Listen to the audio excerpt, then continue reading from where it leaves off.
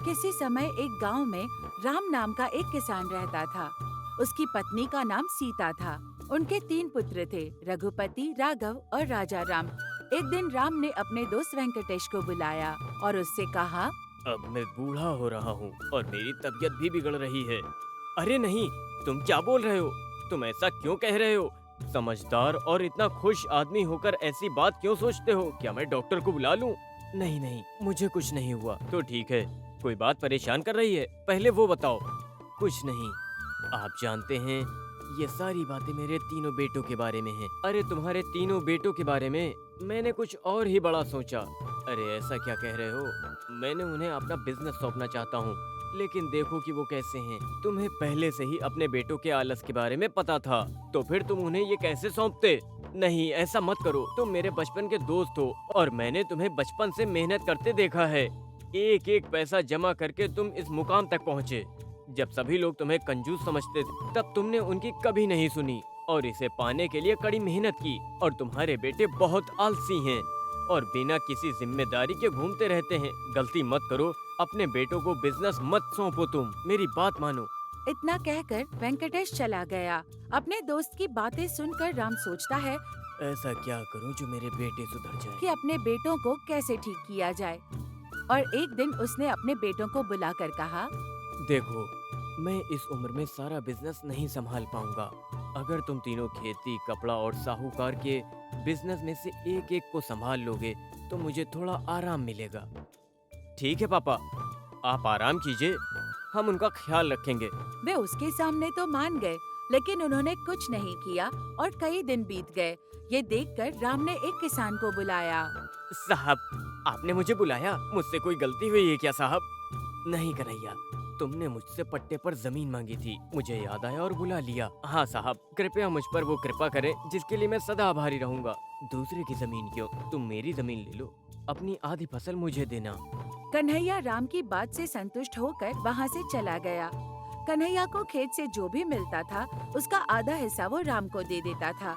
इसके अलावा राम अपने साहूकार वाले काम की देखभाल करने के लिए एक क्लर्क को रख लिया।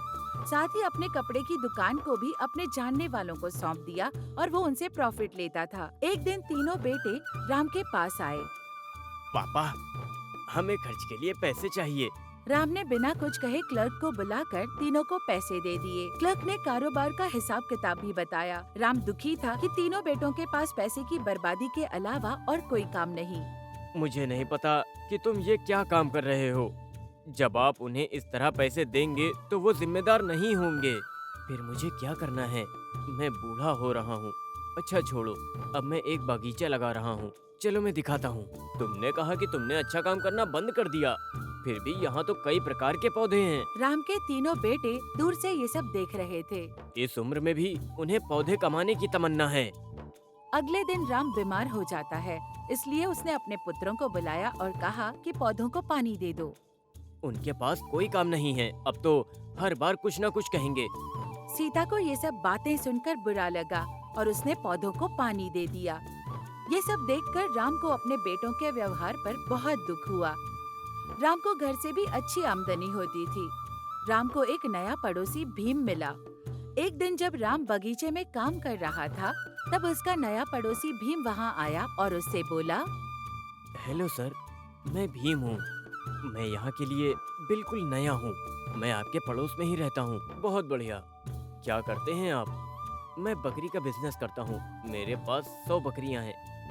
अच्छा, आपके कितने बच्चे हैं? 2, लेकिन हमारे साथ नहीं रहते। वो बिजनेस कर रहे हैं और दूसरे गांव में हैं। और आपके कितने बच्चे हैं? मेरे 3 बेटे हैं। इतना कहकर राम वहाँ से चला जाता है। भीम को कुछ समझ नहीं आया और उसे लगा कि शायद कोई परेशानी होगी।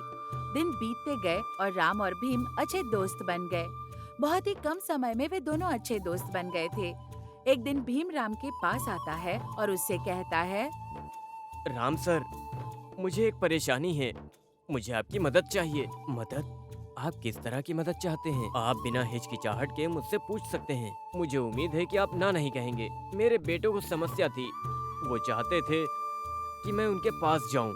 मैंने सारी बकरियां बेच दी, लेकिन वो 20 बकरियां बची हैं। मैंने देखभाल के लिए एक लड़के को काम पर रखा है। ठीक है, मैं भी देख लूंगा, ध्यान से जाना।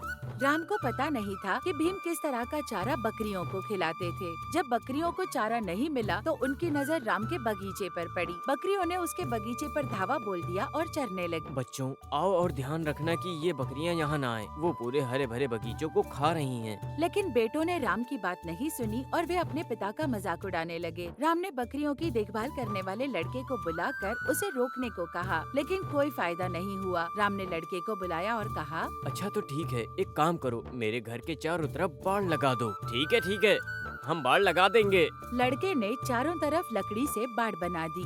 हे भगवान, अब मैं चैन से जी सकता हूँ। ये तरीका कुछ दिनों तक चला, लेकिन चालाक बकरियां धीरे धीरे अपने सींगों से बाड़ के गेट को धक्का देकर बगीचे में आने लगी। कुछ दिनों बाद भीम वापस लौट आया। भीम के आते ही राम उससे फरियाद करने लगा। अरे भीम, तुम्हारी बकरियां मेरे बागीचे को नष्ट कर रही हैं, तो किसी तरह उन्हें नियंत्रित करो। ये आप क्या बोल रहे हैं? जब आप अपने बेटे को नियंत्रित नहीं कर सकते, तो मेरा काम करने वाला उन्हें कैसे नियंत्रित कर सकता है? इसके अलावा इस गांव में आपके सिवा मेरी बकरियों से और कोई परेशान नहीं है। राम को लगा कि उसकी बातों में सच्चाई है, इसलिए राम चुपचाप घर में चला गया। उसके बाद भी भीम ने बकरियों को नहीं रोका। एक दिन राम के सामने सभी बकरियां बगीचे में आकर चर रही थीं, लेकिन राम ने उन्हें कुछ नहीं कहा। वो चुपचाप वहीं खड़ा रहा और फिर उसके तीनों पुत्र वहां आए और आश्चर्य से बोले, पापा, बकरियां उस बगीचे को खा रही हैं जो आपकी जीवन दायिनी है। आप वहाँ क्यों खड़े हो? क्या आप निराश नहीं हैं कि आपकी सारी मेहनत बेकार हो गई? खाने दो, उसके लिए मैंने ये बागीचा लगाया था। अगर वो इस बगीचे को चरती हैं, तो न केवल मेरे सारे पाप नष्ट होंगे, बल्कि मुझे कुछ पुण्य मिलेगा। तब तीनों बेटे हैरान रह गए और उनसे बोले, हम आपके कहने का मतलब समझे नहीं पापा। चराने के लिए ये बकरी बड़ी मशक्कत से 3 गज की छलांग लगाकर अंदर आ गई। इतने दिनों तक निकम्मे आलसी लोगों को खिलाने का जो पाप मुझे मिला, वो इस श्रम साध्य प्राणी के लिए खेद महसूस करने से दूर हो जाएगा। आज के दिन से मैं अपना सारा धन और संपत्ति उन लोगों को दूंगा जो मेहनत करते हैं। राम के तीनों बेटे बहुत शर्मिंदा हुए और उन्हें इस बात का एहसास हुआ कि वे उतने भी मेहनत नहीं कर रहे जितनी बकरियां अपने लिए करती थीं। तीनों भाई शर्मिंदा होकर आपस में सोच विचार करने लगे। कल हमारे पिता को चोर के लिए खेद हो सकता है, जैसे आज उसकी बकरी के लिए उन्हें खेद हुआ। या फिर वो गरीबों की दुर्दशा को देखकर उनके लिए खेद महसूस करते हैं और अपनी सारी संपत्ति उन्हें दान कर सकते हैं। उन्हें ऐसा लगा है, हमें भी अब कड़ी मेहनत करनी ही पड़ेगी। चलो चलते हैं। जैसे ही उनके मन में ये डर आया, राम के बेटों ने अपना आलस्य छोड़ दिया और बगीचे की रक्षा करनी शुरू की और यहाँ तक कि हर काम में अपने पिता की मदद करनी भी शुरू कर दी। राम ये परिवर्तन देखकर बहुत खुश हुआ और अपने दोस्त वेंकटेश से बोला, देखो वेंकटेश, मेरे बेटे कैसे बदल गए। मुझे समझ नहीं आ रहा कि ये क्या हुआ है।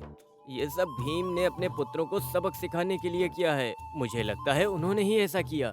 वेंकटेश की बात सुनकर उसे एहसास हुआ कि ये सारी उसी की चाल थी। मुझे भीम को धन्यवाद कहना है।